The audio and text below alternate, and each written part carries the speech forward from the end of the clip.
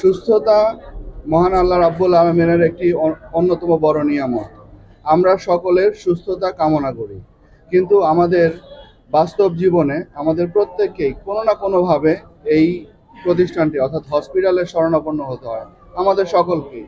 তা আমরা সেই দিক বিবেচনা করে আমরা চিন্তা করেছি যে আমাদের এই হসপিটালগুলোকে কিভাবে আরও বেশি জনবান্ধব করা যায়। আমাদের যারা অসহায় মুহূর্তে এই হসপিটালের দ্বারস্থ হন তারা যেন প্রপার সেবাটা পান, সেই লক্ষ্যে আমরা সমস্ত ডাক্তারদেরকে নিয়ে, সিভিল সার্জন মহোদয়কে নিয়ে আমরা একটি কার্যক্রম গ্রহণ করেছি।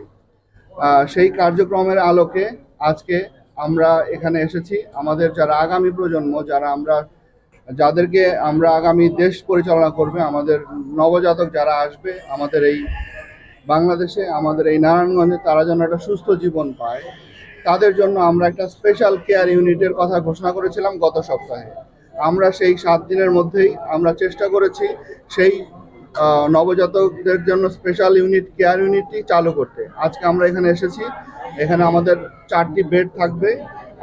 আপনারা জানেন যে আমরা সবাই আমাদের সুস্থ বাচ্চা প্রত্যাশা করি, কিন্তু আমাদের সার্বিক প্রতিবেশ বিভিন্ন কারণে আমাদের খাদ্যের যে অ্যাডাল্টারেশন এবং আমাদের যে খাদ্যের যে স্বভাব, আমরা যে ধরনের খাদ্য গ্রহণ করি এর পরিপ্রেক্ষিতে বা পরিবেশের পরিপ্রেক্ষিতে বা দূষণের কারণে আমরা যে ধরনের আমাদের সন্তানকে প্রত্যাশা করি, অনেক ক্ষেত্রেই দেখা যায় যখন সন্তানটি ভূমিষ্ঠ হয় সেক্ষেত্রে তাদের মধ্যে অনেকগুলো সমস্যা, জটিলতা নিয়ে তারা পৃথিবীতে আসে।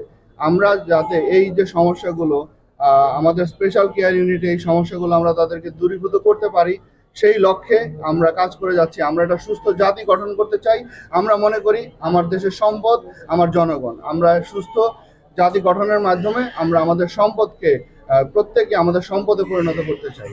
এবং আমরা আপনাদের কাছে একটি অনুরোধ করব যে সকলে মিলেই আমার বোনই ডাক্তার, আমার ভাই ডাক্তার, আমরা সকলেই, আমরা প্রশাসন, আমরা ডাক্তার, সকলে মিলে একসাথে নারায়ণগঞ্জের জন্য কাজ করতে চাই।